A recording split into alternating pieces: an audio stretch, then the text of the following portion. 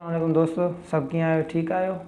असां ही चैनल पहिरियां बि हलाईंदा हुआसीं, सो हाणे फ्री विच में जेको न हुआसीं तॾहिं न पिया हलायूं। हाणे इंशाल्लाह रोज़ तव्हांखे वीडियोज़ वग़ैरह जा रिएक्शन ॾींदासीं, सो असांखे सपोर्ट कंदा रहिजो। ऐं तव्हांखे कंहिं बि टॉपिक ते वग़ैरह ते जे रिएक्शन तव्हांखे असांखे ॾियणी हुजे त कमेंट में उहो टॉपिक लाज़मी असांखे ॾिजो। इंशाल्लाह असां हुन ते रिएक्शन ॾींदासीं। चलो हाणे हलूं था, कुझु सिंधी टिकटॉक्स ते असां रिएक्शन ॾींदासीं, so keep watching.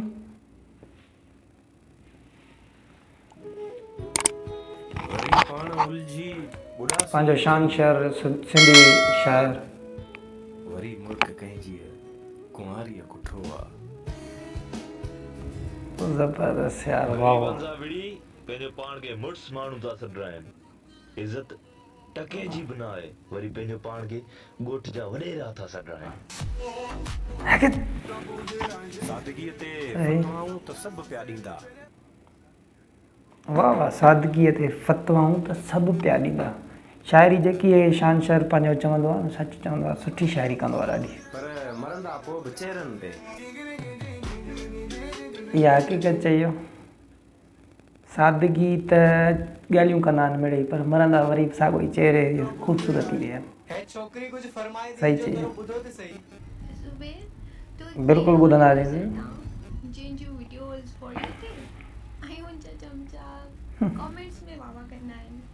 Sindh university में त टिकटॉक बैन कराई। हाणे मुंहिंजो ॿुध 2 महीना जून जुलाई जी छुट्टी थी, घर में पहुचो हाणे त ख़बर पई। चवनि था बाग़ी दुनिया वॾी ज़ालिम आहे, चयोमांसि मां। हाँ, इहा त हक़ीक़त आहे, बिल्कुलु। इहो बि माना हिकिड़ो डायलॉग ठही वियो आहे। वाह वाह,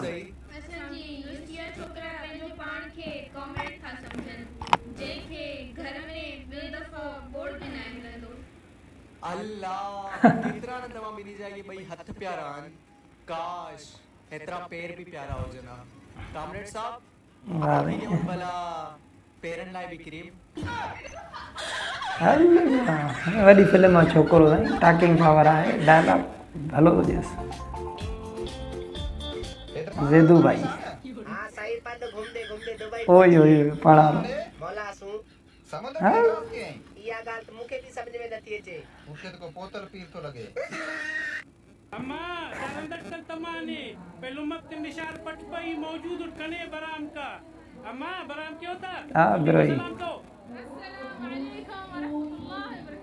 अम्मा आवाज तो खने समरो मिठा आवाज तो मिठा। अम्मा मिठा। वाह साईं, शेला गुल पंहिंजो सिंधी जी बहितरीन सिंगर आहे।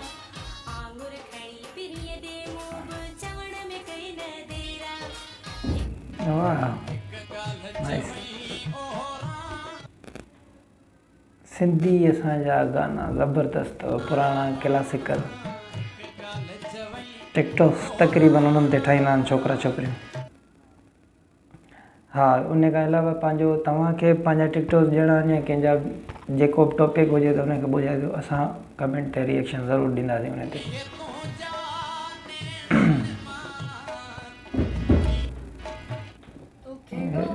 नाइस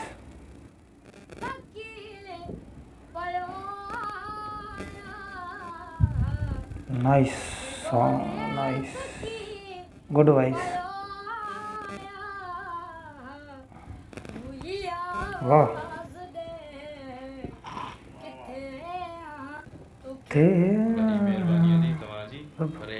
सिंधियुनि खे सानी नथा चढ़ नहीं लो के क्या ना, बाकी चो ना लिपस्टिक लिपस्टिक एक टिश्यू आ।